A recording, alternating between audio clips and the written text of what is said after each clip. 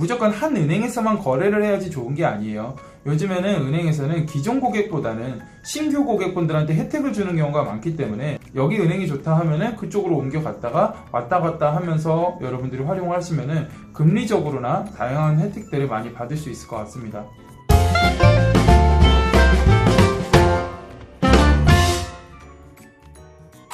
안녕하세요. 시간 날 때 보는 금융취미생활, 줄여서 시금치의 최인석 지점장입니다. 오늘은 이 MZ세대분들 어떻게 재테크를 해야 되는지 주제로 영상을 준비를 했는데요.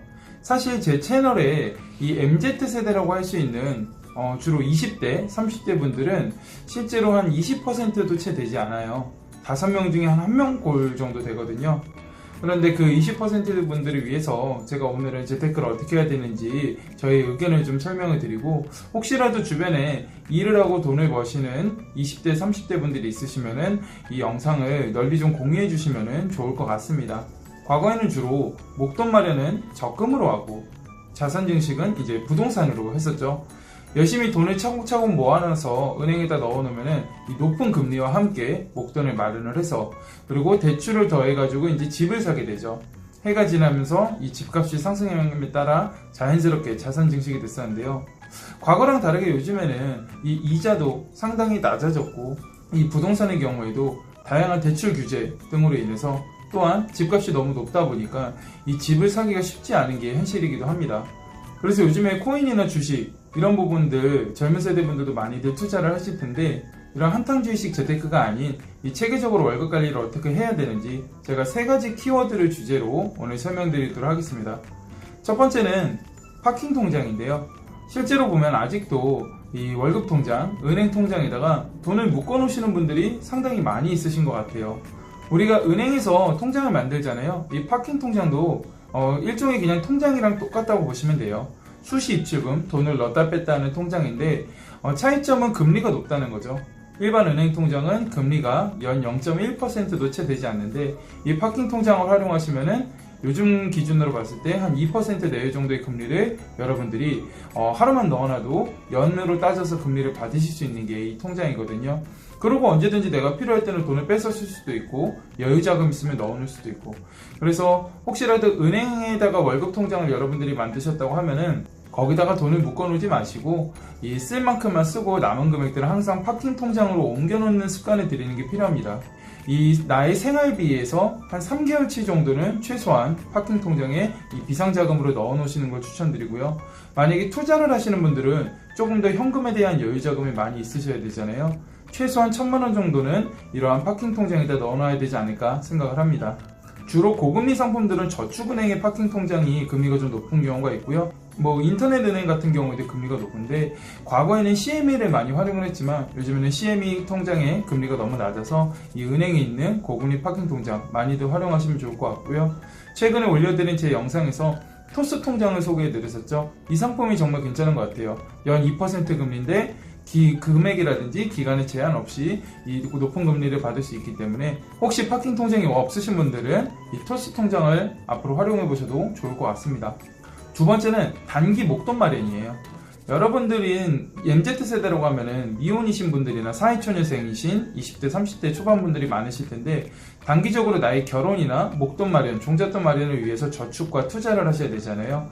과거처럼 저축만 할 수는 없고, 그렇다고 위험하게 리스크 관리 없이 투자만 할 수도 없기 때문에 이 저축과 투자를 적절하게 비율에 맞춰서 자금 운용을 하셔야 되는데, 이 비율 같은 경우에는 본인의 투자 성향에 맞춰서 내가 좀 공격적으로 하시는 분이면은 이 투자에 대한 비중을 높이고, 좀 안정적인 걸 추구하시는 분들은 이 저축에 대한 비중을 높여라, 이런 얘기를 많이 들어보셨을 거예요. 그런데 제 의견은, 만약에 투자를 해야 되는 자금이라고 하면 최소한 3년 이내에 쓰지 않을 수 있는 그런 자금들을 활용을 해서 투자를 해야 된다고 생각을 합니다. 만약에 1년 내에 쓸 수 있고 혹은 2년 내에 쓸 수 있는 그런 소중한 자금들을 투자로 넣어놨다가 내가 정작 써야 되는 시기에 이 투자 수익률이 좋지 않아서 오히려 마이너스 수익률이 나고 그러면 굉장히 낭패가 될 수가 있겠죠. 그래서 한 1, 2년 내에는 안정적인 저축을 위주로, 그리고 한 3년 정도 이후에 쓸 수 있는 그런 자금들은 투자를 활용하시면 좋은데, 우선 저축 같은 경우에는 그냥 일반적인 예금 적금만 활용하지 마시고 요즘에 특판 상품들, 고금리 상품들도 우리가 조금만 찾아보면 많이 나오고 있거든요. 그래서 이 고금리 특판 상품들을 예금 적금에 여러분들이 조금이라도 금리를 많이 받을 수 있게 활용을 하시는 게 좋을 것 같고요. 신협이나 새마을금고에 있는 이 비과세 상품들 1인당 3천만원까지 비과세를 받을 수 있는 이 상품도 적절하게 활용하는 게 필요할 것 같습니다. 뿐만 아니라 이 정부나 지자체에서 지원하는 청년통장들도 여러 가지가 많이 있죠. 이 청년통장은 내 원금의 2배, 3배, 많게는 4, 5배도 될 수 있는 그런 상품들이 있긴 한데, 물론 금액 제한은 있지만 내가 해당이 된다고 하면은 절대적으로 활용해야 되는 게 바로 청년통장입니다. 그래서 이 부분도 같이 활용을 하시면 좋을 것 같습니다. 투자에 있어서는 주식, 펀드, ETF나 요즘에는 ISA라는 상품도 좀 각광을 받고 있는데요.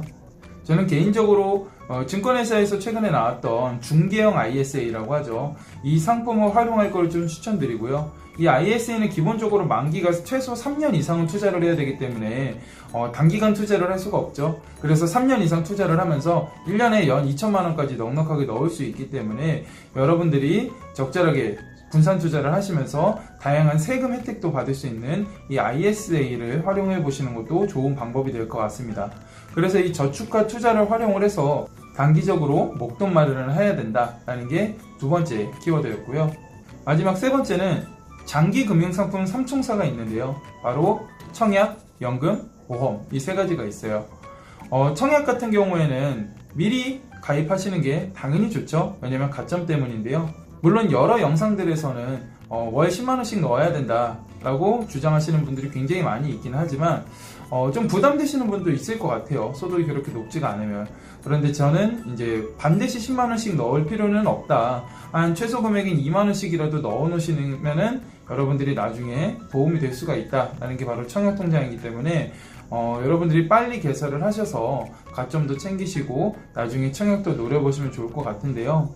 게다가 요즘에는 신혼부부라든지 생애 최초 이 특별공급 물량들이 점점 확대가 되고 있기 때문에 꼭 높은 금액을 넣지 않아도 나중에 청약을 활용할 수 있는 기회들은 더 넓어질 것 같습니다. 특히나 만 34세 이하 20대 30대 분들은 이 청년우대형 청약통장을 활용하시면은 이 이자 500만원까지 비과세도 받을 수 있으면서 금리도 일반 청약통장은 1.5%인데 이 청년우대형은 3% 금리를 현재 받을 수가 있거든요. 그래서 반드시 청년우대형으로 개설을 하시거나 기존에 청약통장이 있으신 분들은 이 요건에 해당된다고 하면 청년우대형으로 변경하실 것을 추천드립니다. 그 다음 연금은 당연히 빨리 가입할수록 나중에 받는 연금 금액이 많아지기 때문에 더 유리할 수가 있는데요. 연말정산 때 세액공제 받을 수 있는 연금저축이라는 상품이 있죠.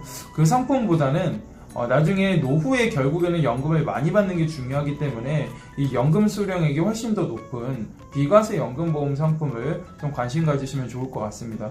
마지막으로 보장성 보험, 내가 나중에 아프거나 다쳤을 때 갑작스러운 의료비 지출에 대한 대비할 수 있는 이 보장성 보험에 내 월 소득의 한 6에서 8% 내외 정도로 여러분들이 가입을 하시면은 보장도 든든하게 받을 수 있으면서 그리고 나이 들어서 가입하게 되면 보험료가 비싸질 수밖에 없거든요.